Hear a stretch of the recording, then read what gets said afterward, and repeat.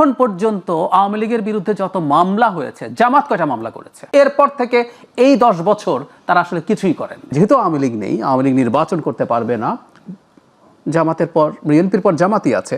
যদিও আমি জানি না, মানে অনেকে খুব মনে করেন জামাতের লোকজনের বিরাট স্বপ্ন, এটাকে খোয়াবই বলা যায়, খোয়াব দেখেন তারা নাকি নির্বাচনে জেতার জন্য ফাইট টাইট দিয়ে। খোয়াব এবং স্বপ্ন তো একই, একটা আরবি একটা বাংলা। নিশ্চয়ই, তারপর খোয়াবের একটা আলাদা টোন আছে, তো তাই বললাম। তো খোয়াব দেখছেন, এটা আমি মনে করি না, তাদের সংখ্যা অনেক ছোট, কিন্তু তারপরও তারা দ্বিতীয় প্রধান সোফার মনে হচ্ছে। ফলে তাদের মধ্যে ফাইটগুলো থাকবে, কম্পিটিশনগুলো থাকবে। আর আমাদের মতো দেশে গণতান্ত্রিক কালচার এখনও তো খুব বেশি উন্নত হয়ে যায়নি, ফলে সেটা মাঝে মাঝে ঝগড়াঝাটির পর্যায়েও যাবে। কিন্তু আপনি যেটা বলছেন এটা একটু অ্যালার্মিং, যে পরস্পরের বিরুদ্ধে এখন মনে হচ্ছে অনেক বেশি কঠোর হয়ে পড়ছে, মানে এনিমিজ মাই ফ্রেন্ড। এই ধরনের পরিস্থিতি, এই ডামাডোলের মধ্যে আওয়ামী লীগের সুযোগ নেওয়ার প্রবণতা বাড়বে। কারণ খুব স্বাভাবিক, দুটো দল যখন প্রচণ্ড রকম পরস্পরের সাথে শত্রুতার মতো জায়গায় চলে যায়, তখন আমাদের কতগুলো মূলগত জায়গায় যে চিন্তা ছিল যে আওয়ামী লীগ যাতে এখানে খুব ভালো। এখন পর্যন্ত আওয়ামী লীগের বিরুদ্ধে যত মামলা হয়েছে, জামাত কয়টা মামলা করেছে? জামাতের লোক এই জিনিসটা এই 10 বছর তারা আসলে কিছুই করেন। খেয়াল করবেন, খুব দ্রুতই 5 আগস্টের পর জামাতের আমির বিএনপি কোথায় কোথায় কি কি অনিয়ম দুর্নীতির সাথে জড়াচ্ছে সেগুলো নিয়ে কথা বলেছে। বিএনপি ৭১কে সামনে এনেছে, খুব স্বাভাবিক। বিএনপির যিনি প্রতিষ্ঠাতা, তিনি জামায়াত ইসলামের আমির তো বলেছেন আওয়ামী লীগ। ঠিক এই সময় দেখেন আপনি 13 তারিখে আওয়ামী লীগের এই প্রোগ্রামটি নিয়ে আপনি কিন্তু এক ধরনের ভয়ের আভাস। আমি খুব ভয় পাই না, কিন্তু আমি ওই যে কথাটা বললাম, আপনি সুযোগ দেবেন কেন? যখন আপনার আলোচনার স্কোপ আছে, আলোচনা হচ্ছে, এমনকি অভিযোগ আছে যে এই সরকার জামাতকে ডাকছে না, আলোচনায় ডাকছে, অনেক বেশি গুরুত্ব দিয়ে ডাকছে, কথাবার্তা হচ্ছে, সবকিছু চলছে, ইনফর্মালি সরকার কথা বলছে। এখন আপনি এই কর্মসূচিগুলো, সকল কর্মসূচিগুলো দেওয়ার মাধ্যমে আসলে অস্থিতিশীলতা তৈরির চেষ্টা করছেন। একটা পপুলার পারসেপশন এরকম আছে, ইতিহাসে প্রথমবারের মতো তো জামাত এত বেশি ক্ষমতা পেয়েছে। 2001-06 40-50 জন মন্ত্রীর মধ্যে 2 জন জামাতের মন্ত্রী ছিল, পার্সেন্টেজ কত?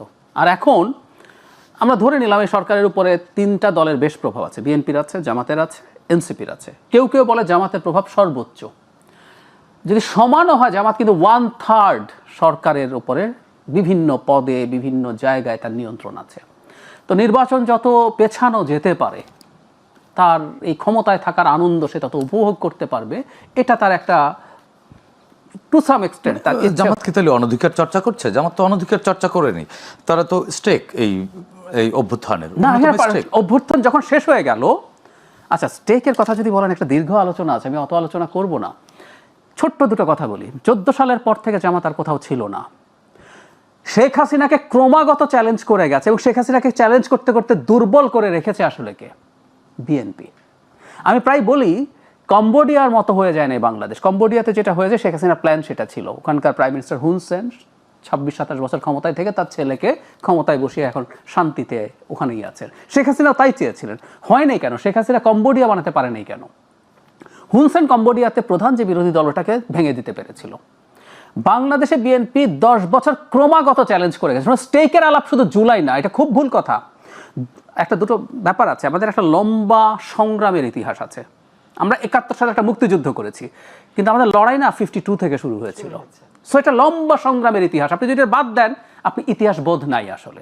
সো বিএনপির স্টেকের সাথে জামাতকে প্যারালাল করার মধ্যে খুব বড় শয়তানি আছে। জুলাইতে অনিবার্যভাবেই জামাতের স্টেক ছিল, বিএনপির জামাতের চেয়ে বেশি স্টেক ছিল আমি মনে করি। কিন্তু এই 10 বছরের লড়াই, একটা ছোট্ট উদাহরণ দিই। 28 অক্টোবর 2023 সাল বিএনপি ঢাকায় আসলো, লক্ষ লক্ষ মানুষ। বিএনপি সেইখানে কি করা উচিত ছিল নিয়ে সমালোচনা আছে, বিএনপি রুখে দাঁড়ানো উচিত ছিল আমরা মনে করি, কিন্তু বিএনপিকে তো গুলি করে নানা রকম অত্যাচার করে সেখানে ছত্রভঙ্গ করা হলো। ওই দিনই কিছুটা দূরত্বে জামাত হাসি মুখে একটা সমাবেশ করে বাড়ি ফিরে গিয়েছিল। সো আপনি বুঝতে পারবেন কার স্টেক কতটুকু আছে। সেই কারণে আমি বলছি দুটো স্টেক একই না। আচ্ছা স্টেক যদি থাকেও জুলাইতে এসে, পরবর্তীতে এখন ফাইট শুরু হবে, এটাই নিয়ম যে আমি ক্ষমতায় যেতে চাই। রাজনৈতিক দলের কাজই ক্ষমতায় যাওয়া, এটা খারাপ ব্যাপার না। এটা মানে এই না যে আমি ক্ষমতায় গিয়ে লুট করব। প্রত্যেক দল তার নিজস্ব চিন্তা আছে, সেটা সে বাস্তবায়ন করতে চায়, সে ক্ষমতায় গিয়ে সেটা করবে। সো ওই ফাইট শুরু হচ্ছে, এই ফাইটের সমস্যা নেই। কিন্তু বারবার যেটা বলছি, কোনো দল যদি মনে করে আমরা নির্বাচনকে পিছিয়ে দিতে চাই, ইনফ্যাক্ট তাদের বক্তব্যে আছে, অবাক হলাম জনাব তাহের বলছেন নভেম্বরে গণভোট হওয়ার যুক্তি দিতে গিয়ে বলছেন যেটা নভেম্বরে হওয়া ভালো, বরং নির্বাচন পিছিয়ে গেলে যাক, সংস্কারটা বেশি জরুরি। আমি আর খুব ইচ্ছা হয় যে ওনাকে যদি সামনে পেতাম, একটু গণতন্ত্র বুঝতে চাইতাম বা বোঝাতাম ওনাকে। আসলে বাংলাদেশে যদি এরকম কন্ডিশন হয় যে সংস্কারের কিছু জন্য গণভোট হবে আর নির্বাচন পিছিয়ে যাবে, এটা একটা অপশন।